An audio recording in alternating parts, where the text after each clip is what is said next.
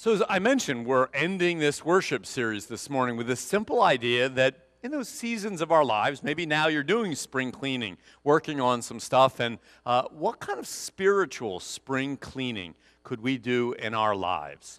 Now, if you missed the previous messages, you can find them on our website or on my blog, stuartluce.com, but we've kind of been following a very simple pattern that is pretty normal when you're doing spring cleaning. You look through the stuff as you're working and you think, what do I want to keep? What's important? What's a priority? What do I want to hold on to? And then after that, then you think, what do I got to trash? What is junk that I need to get rid of? And we talked about that last week, stuff we got to get rid of. And now this morning, the last step is after we figured out what to keep and what to trash, what to give.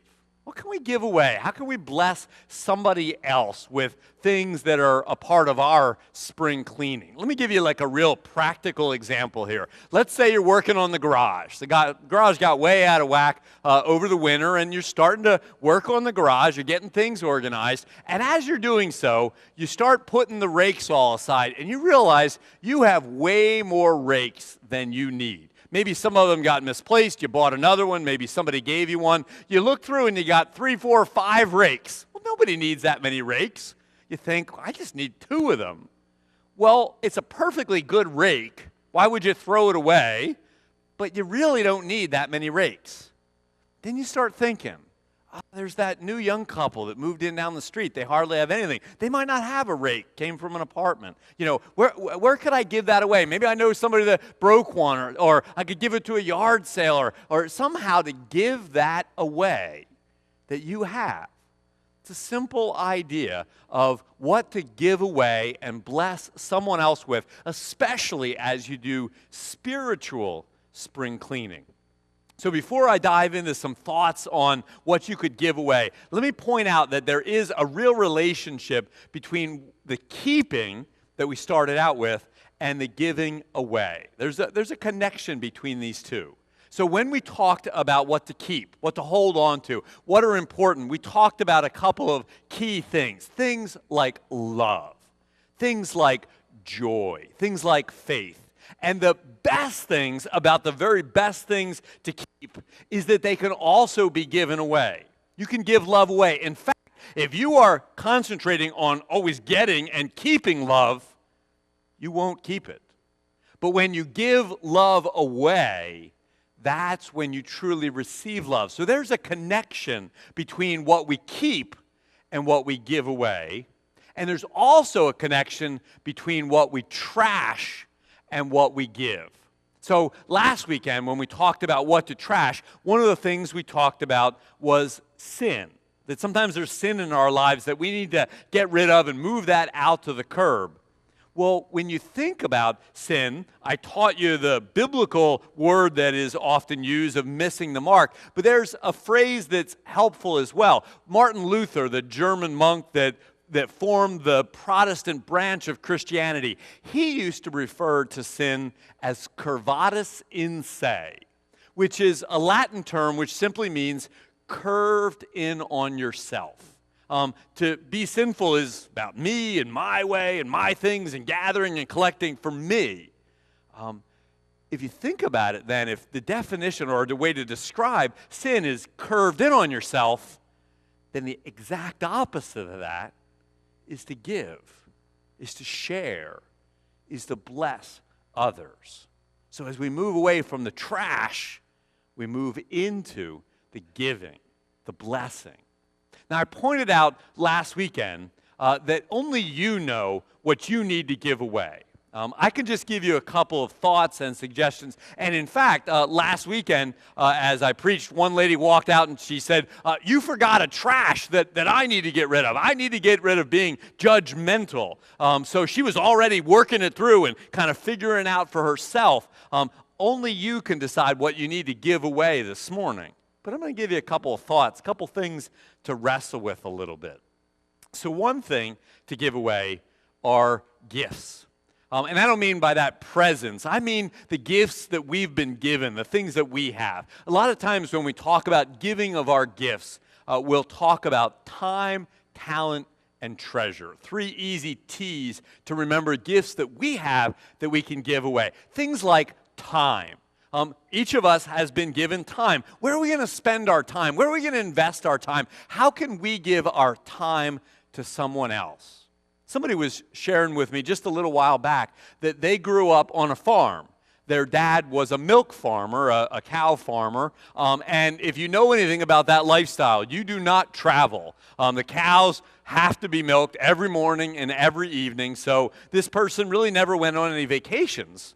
But they did share that midday, when things would slow down, their dad sometimes would take them out to a park. And just spend some time with them. And it wasn't extravagant. It wasn't a big vacation somewhere special. But it held a special place in this person's memory that their dad spent time with them. Sometimes time is one of those easy, simple things to give away, but it means so much to folks to give away of our time.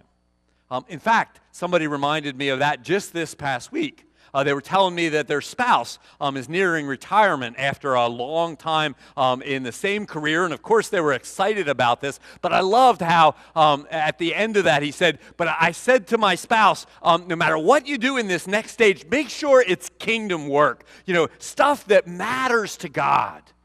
We can all think about that in whatever season, whatever time in our lives. How can I move God's kingdom forward? How can I work for and invest in God's kingdom? Spend our time doing what God would want us to do is one of those things that we can give away to others. And our talent as well. We give away, each and every one of us is special and unique in our talents. In fact, I just looked this up the other night. Do you know that the Bible pretty much describes about 20 spiritual gifts all throughout the Bible? And we use a spiritual gifts inventory here at St. Paul's that has 20 different gifts. Well, if you take a list of 20 things and you were to number them 1 through 20 for yourself, and any person would do that, mathematically that's called a permutation. Do you know that the number of permutations of 20 gifts, numbered 1 through 20, was a number that was whatever comes after trillions, it was up in that. And there's just this huge number, which means guaranteed, if each one of us did this, we would all be unique in our spiritual gifts, the talents that we can give away. And that's not to mention our experiences and the things that we've been through. So each and every one of us has a unique way of serving and giving away. Sometimes not even ones that are in the Bible. I love to tell this story.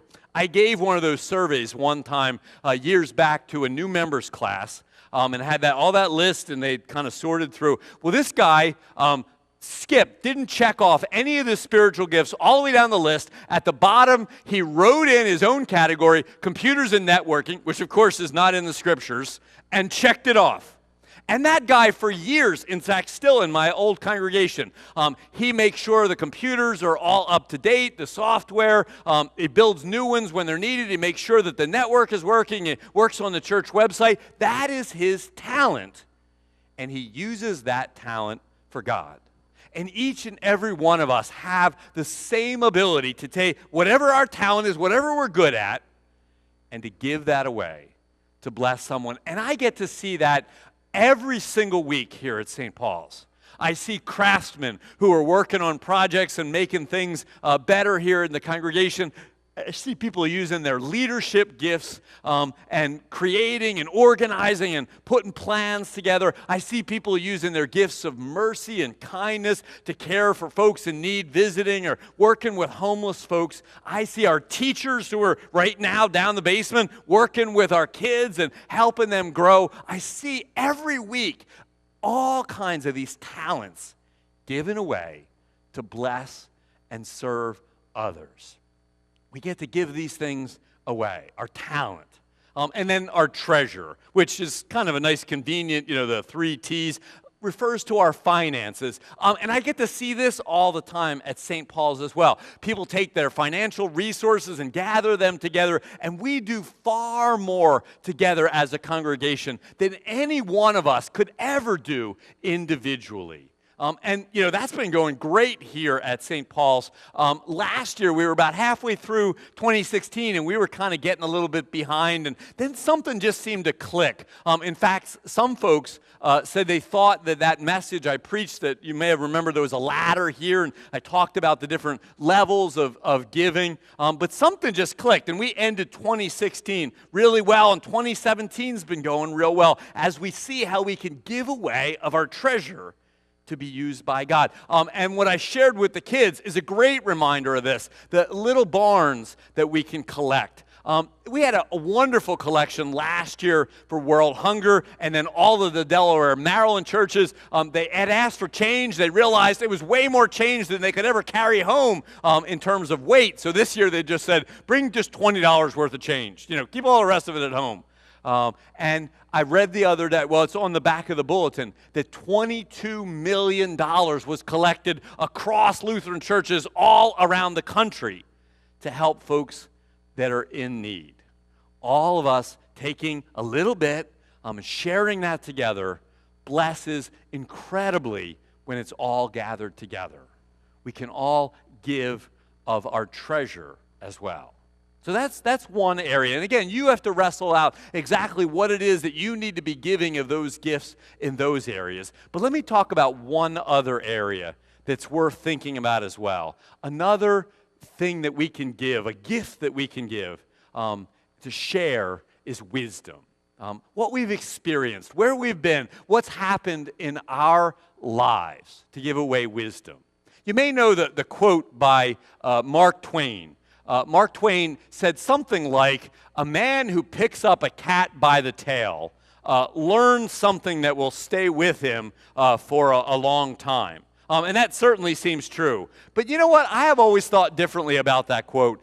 You could pick up a cat by the tail, and I would learn a whole lot by that experience. I don't really need to do it. I could see you do it. In fact, you could tell me about having one time picked up a cat by the tail, and I think I'm pretty good. I could learn from that. That's what wisdom is. Just having been through some things and then sharing that with somebody else and help them along their journey as well. Sometimes that comes with wisdom or with age, and not always. Oftentimes, folks that have lived longer have experienced more. I used to love this little plaque, and it was, I think, almost exactly like this picture I found on the internet that my grandparents had on the wall.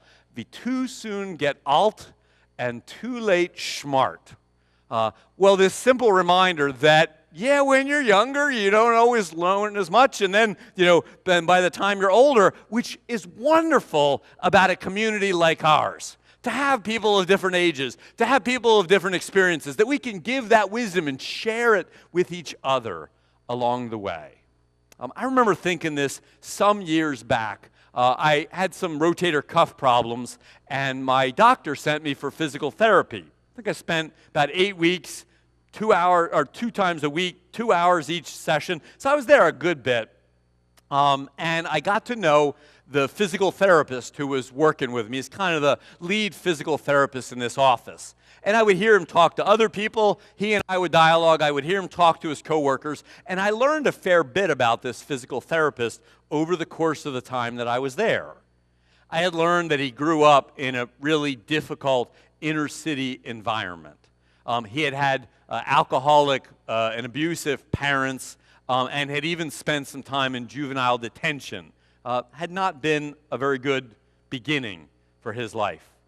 But I'd also listened, and I had heard that things were going really well for him. He seemed very successful in his career. People seemed to look up to him, and they would come and ask him questions, the other therapists. He'd talk about his family with great pride, that he was doing well. I had invited him to church, but he already had a church, so he was well active. And things were going really well in his life as an adult. And then one day I said to him, what happened in the middle? Between what I've heard about who you started out as and the challenges that you had there and what I see now in you. And he immediately named, and you can probably guess, it's somebody who cared about him and invested in him. He said it was my coach. He said it was my coach that I actually lived at his house for a time, and he helped him turn and change his life. That's this gift of wisdom that we have, that we can invest ourselves. This young man's life was changed by this coach that gave and poured out and blessed him. And I was reminded of that just this week. These two guys told me about this incredible conversation that they had in which God was truly present with the two of them. The one of them having been through some challenges and some difficulties and then able to advise and counsel and encourage and pray with the other guy. Very often, we have the ability to give the gift of where we've been and to help guide and bless somebody else in where they are in their life. So I'd like to go ahead and end with a scripture passage. I've been ending with a gospel passage that I think really kind of wraps up what this talks about. I want to read to you from the Gospel of John. I want to point out before I read this passage, though, that the Gospel of John has no account of Holy Communion that we celebrated earlier. Matthew, Mark, and Luke do. John does not. John only includes this story. For John, this is the reminder, the celebration of what Jesus will do for us on the cross. So this is, again, John the 13th chapter. Jesus, knowing that the Father had given all things into his hands and that he had come from God and was going to God, got up from the table, took off his outer robe, and tied a towel around himself. Then he poured water into a basin and began to wash the disciples' feet and to wipe them with a towel that was tied around him. We just do not appreciate in our culture how inappropriate this is.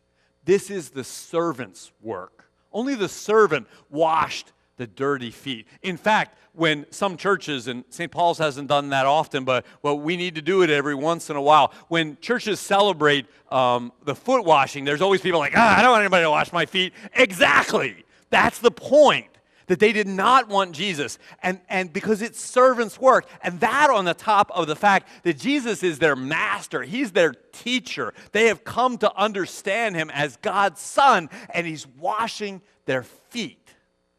That's why Peter responds how he does. He came to Simon Peter, who said to him, Lord, are you going to wash my feet?